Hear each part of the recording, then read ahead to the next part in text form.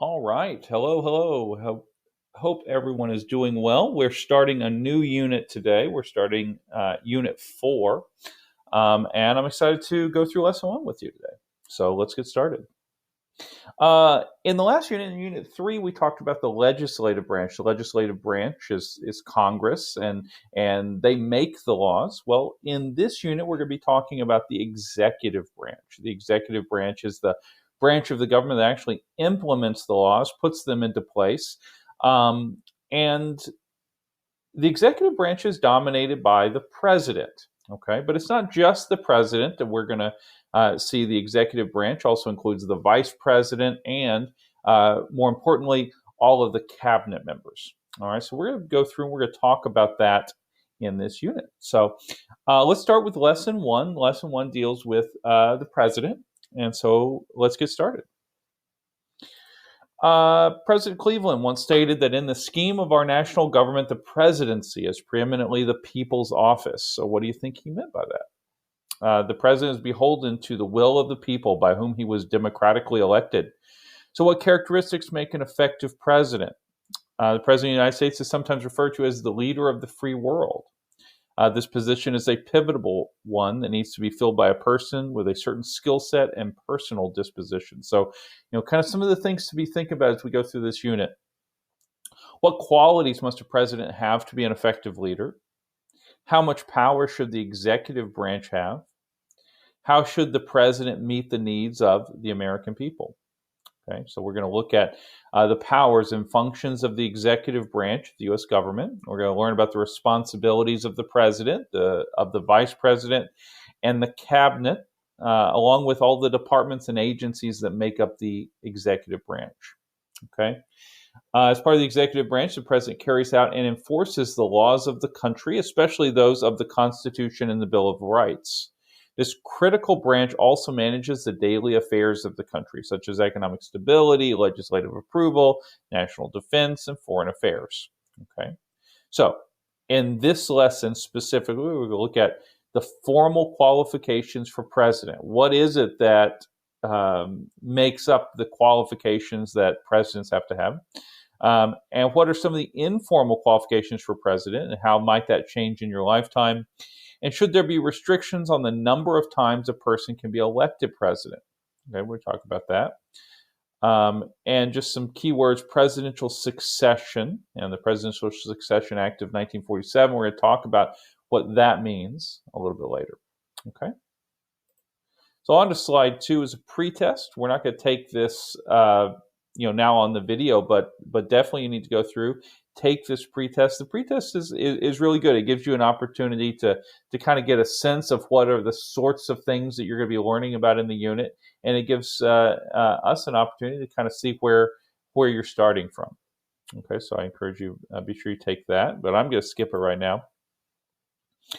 Okay, qualifications for the presidency. I'm not going to watch the video, but go through and watch the video here. And then let's talk here. The U.S. Constitution identifies 3 formal qualifications that people must meet to be eligible for the presidency. Okay, and we'll read it, but then we'll kind of break it down into plain English. No person except a natural-born citizen or a citizen of the United States at the time of the adoption of this Constitution shall be eligible to the office of president. Neither shall any person be eligible to that office who shall not have attained the age of 35 years and been 14 years a resident within the United States. Okay, so according to the Constitution, a person seeking the presidency must fulfill the following qualifications. Number 1, citizenship. The person must be a U.S. citizen. The term that the Constitution uses is natural-born citizen, and that's kind of controversial. It's a little unclear, since a person is citizen at birth if he is either born in the U.S. or born to American parents if born abroad. So the question revolves around whether natural-born means that a person must be born in the United States to qualify, or if the person must simply meet citizenship requirements. Okay, so it's kind of confusing, but basically, do you have to physically be born in the United States in order to be eligible for the presidency? Okay, so age. The person must be at least 35 years of age. And the youngest president we've ever had is John F. Kennedy, and he was 43 when he was elected president. And then residency. So even if you're a citizen, you have to have been a legal resident in the U.S. for at least 14 years. And those 14 years may be spread out over time. Okay, but you could not be born in the U.S. and then as a baby moved to another country and stayed there your whole life. You have to have lived in the United States for at least 14 years at some point. Okay. Just as with representatives and senators in Congress, there are informal characteristics that most of American presidents share. While there are some formal guidelines outlined in the Constitution, informally, American presidents must have a broad appeal to make them electable. Most candidates for president have lengthy records of service of public office. For example, governors, mayors, senators, representatives. Again, that's most, not all, but for this reason, most candidates already have a political experience and name recognition. It's really hard to be elected president if you don't already have some name recognition. 29 presidents were previously governors and or senators. Another shared characteristic is religion. Every American president, except for one, has been a Christian Protestant. President John Kennedy was a Christian, but he was Catholic, not Protestant. It's also true that most presidents hail from large populous states like New York, Ohio, Illinois, Virginia, Texas, California. And that's because those states have larger media markets and larger representation in the federal government. Race and gender are also notable characteristics. Until the election of Obama in 2008, there had never been an African American president. Okay. So those are kind of some informal characteristics, but the formal characteristics laid out in the Constitution, you have to be a natural born citizen, you have to be 35 years of age, and you have to have lived in the U.S. for at least 14 years. All right. Presidential terms. In designing the presidency, the founding fathers debated what would be the best length of time for a president to serve. Should the president serve for 4 years and be able to be reelected? Should the president serve a single 6-year term or 7-year term? Article 2, Section 1, Clause 1 of the Constitution says, the executive power shall be vested in the President of the United States. He shall hold his office during the term of 4 years. Okay, so it specifically says that a term of office for the president is 4 years. Remember back to when we talked about Congress. If you serve in the House of Representatives, your term is 2 years. If you serve in the Senate, your term is 6 years. But if you serve as president, your term is 4 years. Okay. And for more than 100 years after George Washington, there was kind of a tradition that presidents only serve 2 terms. But that was just a tradition. It was a custom. And that's because George Washington only served 2 terms, and nobody wanted to serve more terms than George Washington. But in 1951, Congress placed a limit on the number of terms a president can serve, so it actually became a law. And that's because in the 1940s, Franklin Roosevelt won a 3rd and 4th term in office. So he was actually president. He didn't complete the 4th term, but he definitely served or was elected 4 times as president. Following Roosevelt's presidency, the 22nd Amendment limited a president's service to a maximum of 2 terms, totaling 8 years in office. However, if a vice president succeeds the president for 2 years or less, he can run for presidential office and be elected to another 2 terms, thus serving a total of 10 years in office. I know that's kind of complicated, but basically what that's saying is that if you are elected president, you can be elected president twice. Some critics believe that limiting a president's term infringes upon Americans' democratic right to elect their own officials and determine who leads the country. What do you think about the amendment to the Constitution that limited the president's term to only 2 terms of 4 years? Are there historical and social reasons why you think Congress amended the Constitution to limit presidential terms? And you can watch this video and it'll kind of go a little more in depth there. Okay, but the big takeaway here, presidents serve a 4-year term, and they are limited to 2 of those 4-year terms. So moving on to number 5. The president is not alone in the executive branch. I talked about that kind of at the beginning. There are supporting roles like the vice president and the president's spouse who have important positions as well. But what exactly does the vice president do? Okay. Since the inception of the country, the vice president's role has significantly expanded, but only one duty is actually outlined in the Constitution. Article 1, Section 3, Clause 4 of the Constitution reads, okay, and you should know this from our last unit, the Vice President of the United States shall be the President of the Senate, but shall have no vote unless they be equally divided. So basically, the Vice President is the President of the Senate, but doesn't get to vote, except in case of tie. But the Vice President has other responsibilities usually, but they're just not kind of laid out in the Constitution. It's up to the president to delegate those other responsibilities to the vice president. Often the vice president is there to give advice, attend ceremonies, organize projects, head special commissions, that sort of thing.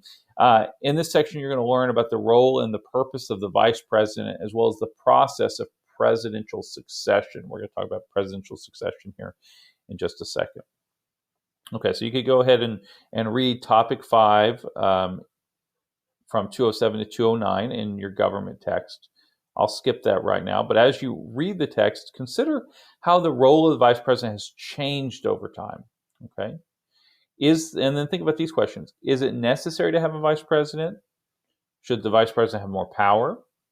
Since the American people do not directly elect the vice president, should he really be next in line for the presidency? It's an interesting question. We'll talk about, like I said, presidential succession here in just a second. Because the Constitution grants the vice president such little power, the office of the vice president can be one of political strategy and motivation. At the national conventions for each party, the presidential nominee selects the vice presidential candidate and they become running mates. During the campaign, many view the vice presidential candidate as a person who balances the ticket. That is, the vice presidential candidate has skills and knowledge and or qualities that complement those of the presidential candidate, filling in areas where the presidential candidate might be weak. Okay, and so you can go through and you can read these, or kind of walk through these galleries here, which is some really cool stuff. But I'll let you do that on your own. And of course, be sure, guys, that as you're going through this, you're reading these sections of the textbook. It's really important when you're going through this, and it says, "Hey, read this section," that you read that section, because that's a good clue that that's going to be something that comes up in the quick checks, in the quizzes, and in the tests later on. Okay, so be sure you're paying attention to that. All right, presidential succession. So what happens if the presidency is vacated before an election? So there are a couple of ways where the presidency can be vacated. The president could die while in office. The president could resign while in office. The president could be impeached and removed from office. Okay, so all of those things could happen. So what happens if the presidency is vacated? Well, if something were to happen to the president and he was unable to finish his term, Article 2, Section 1 of the Constitution states that the vice president would assume the duties of the president, but not necessarily the presidency itself, which is kind of confusing and led to a lot of conflict. And actually, in 1841, when our first president died in office, William Henry Harrison, and that a lot of debate about what would happen. The vice president at the time was a guy named John Tyler, and there was a question about, well, does he become president? Does he not? Well, how does that work? Because the Constitution wasn't really clear about that. So ultimately, what happened, and this was much later, 100 years later, that they actually put this into the Constitution. But there's an amendment to the Constitution. It's the 25th Amendment to the Constitution, and that clarifies this question. Okay, and it reads, in case of the removal of the president from office or of his death or resignation, the vice president shall become president. Okay, it doesn't say the vice president shall assume the duties of the presidency. It actually becomes the president. Okay, and should the vice president become the president, he would select a new vice president that Congress would then confirm. In case something happened to both the president and the vice president, the Presidential Succession Act of 1947 details the line of succession. Okay, so if the president dies in office, the vice president takes over. But what if the president and the vice president both die? Well, in that case, the Speaker of the House would take over. Well, what happens if the president, the vice president, and the speaker of the House are all hanging out together and something terrible happens? Well, the next person in the line is the president pro tem of the Senate. What happens if all four of those people die? Well, the Secretary of State, and so on. And actually, um, you know, fortunately, this has never been an issue, but there's actually a kind of a custom in place that whenever all of these people are together, there's always somebody that's not allowed in. So, like when the president gives a State of the Union address, for example, there's always one person that doesn't attend, just in case something horrible would happen, and that person will become president. And that person's called the designated survivor. They actually made a TV show, I think, about that. So anyway, but of course that's not something that happens very often or ever. But if the president dies, the vice president takes over and so on. So we call this presidential succession. Okay. You can go through and select the images to complete the presidential succession interactive chart. It's always good to do these little activities here so you can kind of check and make sure you understand the concept. Okay. All right. Now that you have more of an idea of the president's many roles in the executive branch and the qualifications needed to assume the presidency, consider how much you know about the powers of the president regarding appointing cabinet members, managing foreign policy, and approving legislation. Did you know that NASA and the FBI, for example, are part of the executive branch of government? So actually, the executive branch is not just the president. There's a lot more stuff that's involved in that. They're all departments that ultimately report to the presidency, though.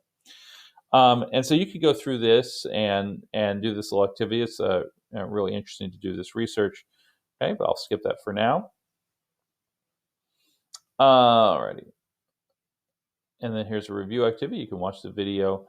Do you think someone who does not fit the normal characteristics of president could make a strong leader for the next generation? Do the best candidates for the presidency benefit from the narrow field of constitution-based requirements? So after learning about the many roles and qualifications of the president, use the video to understand more about what it's like to walk in the president's shoes. So you can watch the video.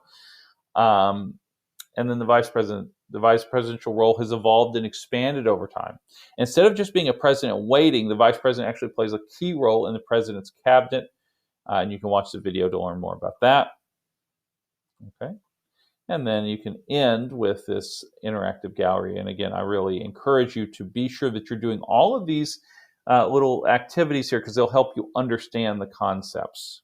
Okay, and we finish up with the quick check here, and you can go through and do that on your own. All right, guys. Hope you enjoyed it, and we'll talk again soon. Have a great day.